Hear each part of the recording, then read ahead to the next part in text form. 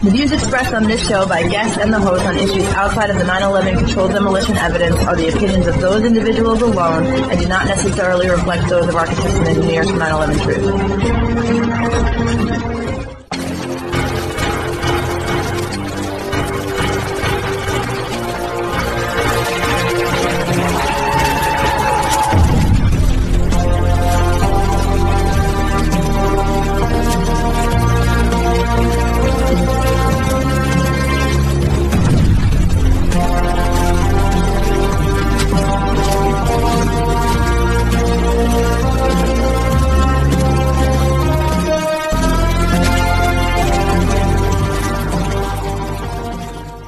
Welcome to 9/11 Freefall. I'm the host, Andy Steele. Today we're joined by Jean DePalma and Michele Caviasco. Drew is the son of Jean DePalma, who died at the World Trade Center on September 11th. Jean was Michele's sister, and they are joining us here today for this 9/11 anniversary edition of the show. And in my mind, their presence today reminds us of why we do what we do here at AE 9/11 Truth. So Drew and Michele, welcome to 9/11 Freefall. Thank you, Andy. Thanks for having us. So we're going to begin with Drew. It's been a while since you were last on the show to speak out for a new investigation. Please tell our audience about that experience for you when you did speak out, and what has been the impact on your life since? I met Ted Walter from AE 9/11 Truth a couple of years ago, and before that, I didn't really have too much interest or involvement in kind of seeking the truth. I honestly didn't think about it too much, and when he presented me with some additional information, it kind of blew my mind. And a fair amount of time had gone by where I felt I could handle taking something like that on. So I did a really deep dive and did all research for myself, and asked Ted what I could do to help. And I did a number of things. I made calls to congressmen and political figures. I did Free Fall a couple years ago. Signed petitions. Spoke to friends and family how they thought about it. Again, did even more research just for myself to see what is what. I think it's had a positive impact overall, just because I've had a better understanding of the how and the why, and even though all the answers aren't there, at least I myself have a better understanding of what happened, and it kind of made kind of a little frustrating as well, because there's things that are above and beyond my control.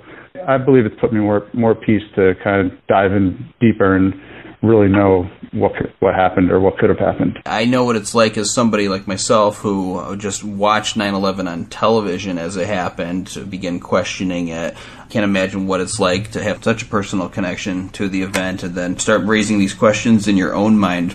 Now, Michele, I want to turn to you because, as I said at the beginning of the show, episodes like this where we have 9/11 family members on, I think really do serve the purpose of reminding our supporters and activists as to why we do what we do here. And I want to know more about the people whom we keep in mind as we go into this 9/11 anniversary. So please tell us about Jean, what she was like growing up, and even beyond that as an adult.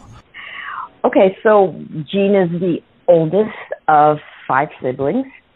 And we're all about a year and a half apart, because my parents got married a little later in life. And so the trend was, you better start having kids right away. So we're only about a year and a half apart. So we're all pretty kind of close. And, Jean was the firstborn, and she was the leader.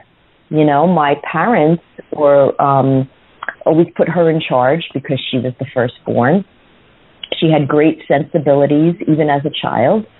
And as a grown-up, she went off to college, and she ended up doing very, very well in her career. And I think my parents were really astounded, because my parents came from very, very humble beginnings, of how successful my sister became in a very short amount of time, where she became an accountant, and she worked in this specialized field as a forensic accountant, and she was in charge. She became like a partner in her firm at some point, and she really excelled, and she was extremely organized, and she did very well in her career, and my parents were very, very proud of her, as well as holding it all down at home with having 2 kids, Drew and Jamie, in probably parts of the top of her career, and she was still traveling a lot and holding it down at home and all of that. So I think my parents were very proud. We were all proud of her, of her accomplishments, and it kind of set the tone for the rest of the family, if you will. That is great when that happens, to come from humble beginnings and then have each generation do better and better, and I think that's the essence of what this country was supposed to be about, and that's a great success story that you're telling. I like to also consider the show, other than being just a forum for activists, but an oral history of things related to September 11th. So last time Drew was on the show, we heard his story, his 9/11 story of that morning. I'd like to hear it from your perspective, Michele. What was your experience that day? How did you learn the news of what was happening, and what proceeded for you afterwards? Well, I worked at that time in a law firm which was literally across the river from the World Trade Centers. So as the events were unfolding, we could see everything happening from these large picture windows in our law firm. And so naturally, somebody obviously got a phone call, or somebody turned on the TVs, or whatever people's computers were on, and things were coming through about the World Trade Center. And obviously everybody ran to these picture windows, and we watched. We could see the smoke and the fire and all of what was unfolding. And then, of course, like all of us, we all picked up the phone to try to call my sister, but naturally, because we didn't have any idea of what was really happening at that time, it was a fairly new job she was working. She was on, I believe, the 99th or 100th floor, something like that. And that is exactly the wheelhouse of where the planes came in. So my sister instantaneously was gone, unbeknown to us, because some of us weren't even aware what floor she was actually on in the World Trade Center, because it was kind of a new job for her. So that was also kind of a scramble to figure that out as well. And so naturally, when we were making these phone calls to her cell phone to the office, obviously towers were knocked down. We were getting no response at all. So we were literally in the dark for most of the day, not knowing, or hearing any contact from her. And then after we had found out, I was working in the law firm in Newark, and all transportation was halted. You could not get a train, you could not get a bus, you could not get a ferry into New York City, which is where I was living at the time, uptown. And so I got a ride back to my parents' house in Wayne, New Jersey, and, naturally, like everyone, we were all riveted to the TV that night. And the next day, my brothers and I, we took the PATH train into downtown New York City to see if my sister was on any of the hospital lists. And we were downtown. I think it was St. Vincent's Hospital. And, we were standing on line waiting, and my brother Stephen turned around and looked back, and he said, I can't even believe that there's this huge gaping hole in the sky like that. I can't even believe that those towers are no longer there. And as we proceeded on this line, we then checked the database of the hospital, and they said no, that my sister had not been brought in that evening or the day before. And so they directed us to go to a police precinct to fill out a missing persons report.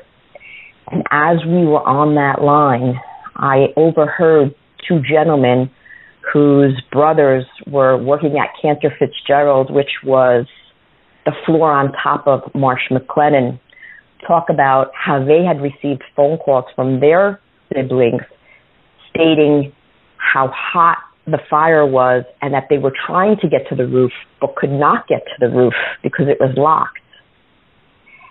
And once we realized what floor my sister was on, it was really at that moment that I really realized she was gone. And we proceeded to fill out our missing persons report. I had just seen her a couple days before because she and I had spent a whole weekend in New York City. So I knew her nail polish color. I knew what kind of jewelry she had on her if she was found. And, like everybody's family, nothing was recovered of hers, body parts or otherwise, because she was literally in the wheelhouse of the explosion. And that was pretty much how my first day or two went during the events of 9/11. And New York City was unlike anything I'd ever seen. I felt like I was in like a war-torn country. People were just stunned and holding up pictures of their loved ones and just like in a daze. Have you seen this person? Have you seen this person? Have you seen this person? Have you seen this person? It was really very surreal. It was kind of like I was in some kind of fog that was sort of swirling all around me. And, a sensation that I've never really quite felt before in my life. Now, when Bob McIlvaine was on the show, I had asked him this question. I'm going to ask this of Drew.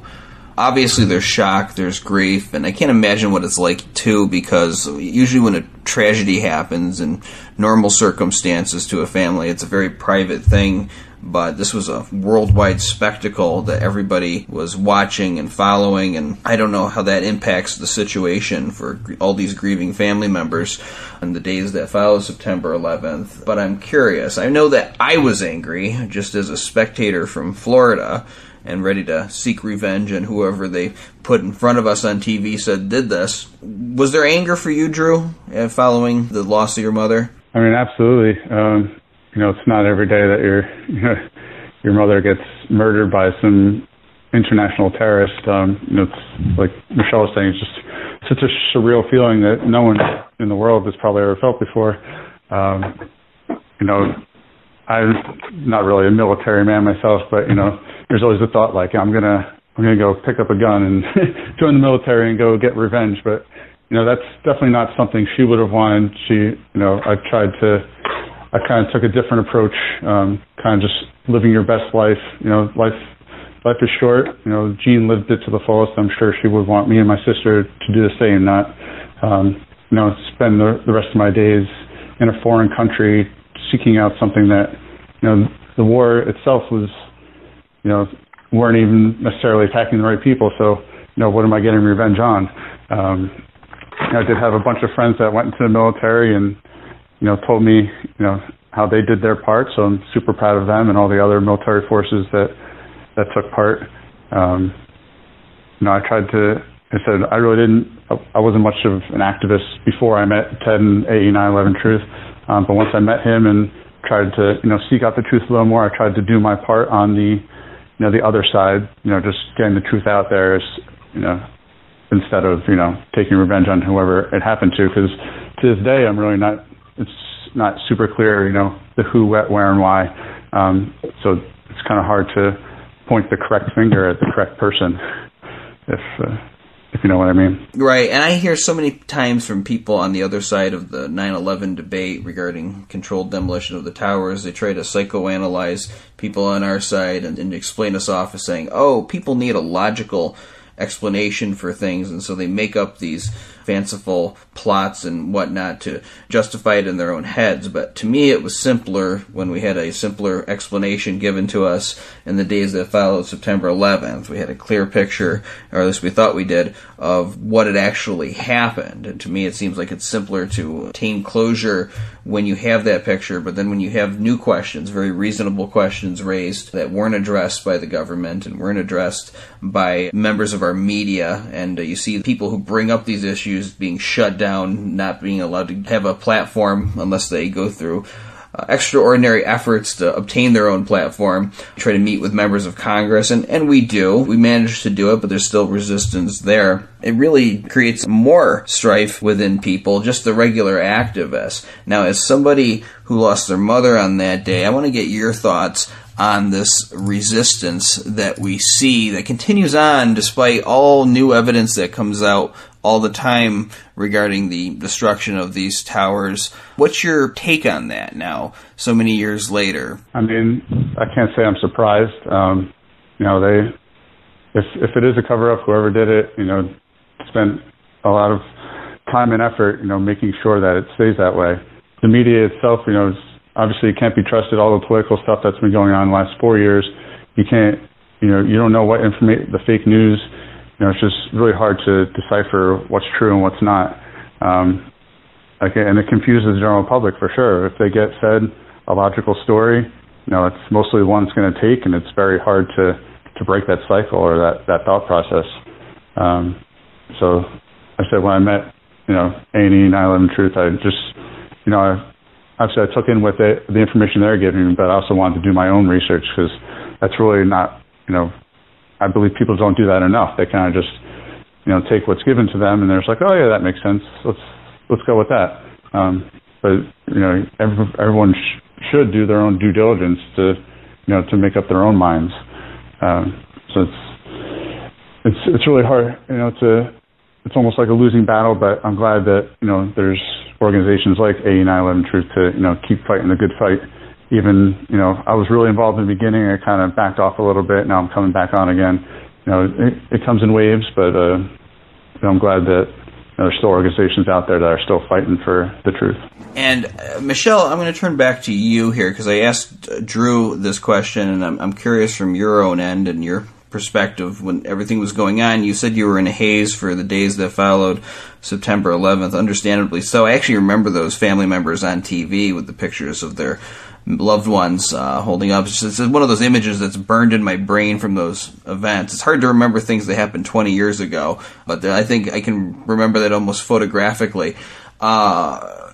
Anger. Once the shock subsided, was there a lot of anger on your end? You know what? I don't know that I ever felt like anger that she was gone. I think it was more like sadness, always, because I don't, and I still don't really focus on how and why and who did this. I really just focus on her absence and her loss in my life. And there are moments when I, think about, I wish Jean were around because I wanted to ask her this or that. And, even though I'm a social studies teacher and I study history, and these are areas that I have discussed with my students, I think you could go around and around and around and around in a circle trying to figure out who, why, when, what, where. But in the end, lives were lost. People died. It created ripple and impact on people's lives and the people who were left alive in different ways. And I don't really focus much on, again, like the why and the when and the who and the how and all of that, because for me, it was such a close to hit home. Do you know what I'm saying? Maybe if I was more removed, I would be more interested in how this all happened. But because I was personally affected, I really just focused on the absence of my sister not being there. There was no body to bury. It's hard to have closure ever when there's no physical body that maybe, people go through an act of grieving where they have a coffin, a body, a burial. But there is really none of that in a way. So that's another reason why I think that these things linger as well. Right. And it's interesting you told me about overhearing those people talking when you were at the police station, and that's when you sort of realized that Jean likely wasn't coming back. And I can't imagine, in terms of other people who may have not had moments like that, those people on the street who had pictures of their family members, at what point they have to come to the conclusion that their family member had likely died. I mean, people held out hope maybe for the first few days, but it's terrible that for a lot of people there's no final closure of being able to say we found a body because of the nature of how all of these people died that day. Drew, in our activism here at A&E 9/11 Truth, I've heard some people say this. Even people sometimes who are supportive will say, well, 9/11 was 20 years ago. Who cares? There's so many things going on now in this world. we got to move on. People who are on the other side of the debate will say, well, even if it was a controlled demolition, who cares? Indeed, it was a long time ago. We're at 19 years now, coming up this Friday. What's your answer when people say that? I mean, lots of stuff happened a long time ago, but there's never been an event like this with the controversy that surrounds it like this. If there's even a chance that, the stuff that A&E 9/11 Truth says happened, that's something that needs to be exposed, or something like this, could happen again. Maybe not today and maybe not in my lifetime. But, this kind of deceit shouldn't happen to its own people if it did indeed happen. The government's supposed to look out for, its citizens. And NIST, it just didn't seem like whether their report is right or wrong, it just didn't seem that they did the investigation that they're supposed to. A lot of things just didn't happen the way you would logically have thought, would have happened. The lack of oversight of everything and things of that nature. So really it's just a cautionary tale that, it did happen a long time ago. Maybe, a lot of people don't care about it, especially people that aren't from the immediate area. But we're still, people still care about every other,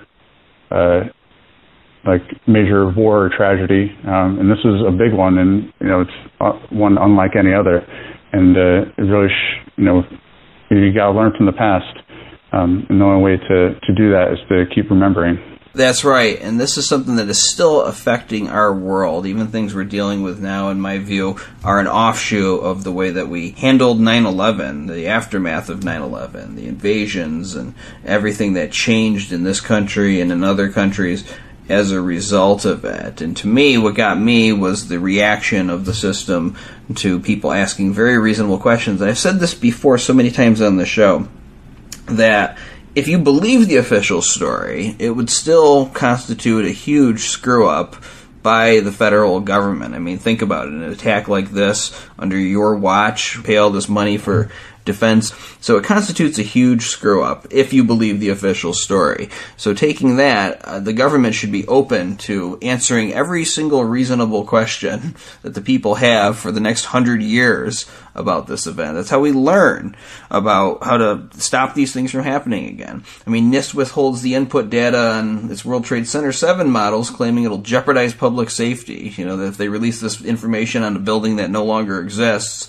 it's going to jeopardize the public safety. But actually, the irony there is that the architects and engineers need that data, because if what NIST said was true, then that would mean that we need to study exactly what happened there and what their own input was to prevent it from ever happening again. So you see this closed-off brick wall being put around 9/11, and I think that is a completely wrong-headed way to go about it, regardless of what you believe of what happened on that day. We should be able to look into these questions.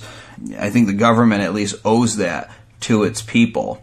Now, Michele, I think this is a good opportunity here, not just for people who are in the 9/11 Truth movement who are listening, but anyone else who may be questioning or just happens across this podcast, maybe just listening to it out of curiosity. What's your advice for somebody who goes through a tragedy, not even necessarily, on the scale of 9/11, but just a tragedy in their own family when they lose someone close to them unexpectedly? How do you move forward? Well, I'm probably you never do move fully forward, but I can only speak about what I did that was cathartic for me. Is I joined an organization down there giving tours of the memorial. I was on actually a teacher workshop, and it was all about 9/11 and how to teach it to your students. And when they took us out, there was a 9/11 tribute organization that was created in the in-between before the actual 9/11 museum was built. And they were giving tours out on the memorial for years before the museum was actually built. And so I became part of that organization. And that organization, all of the tours, the docents were all related to 9/11. Either they were first responders or family members or whatever. And you would give these tours. And then on each tour, a family member or responder or whomever would be a second person on the tour would tell their story.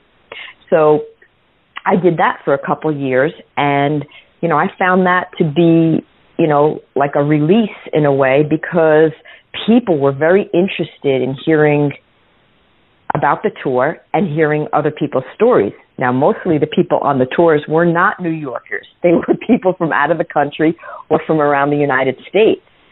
So you'd often get an audience like that. But again, people were very riveted and very interested in hearing personal stories of loved ones or first responders or firemen who were there on the scene telling their stories. And in addition to that, the training that you had to go through before that, you were always meeting with these other family members, these first responders, all these other people preparing for these tours.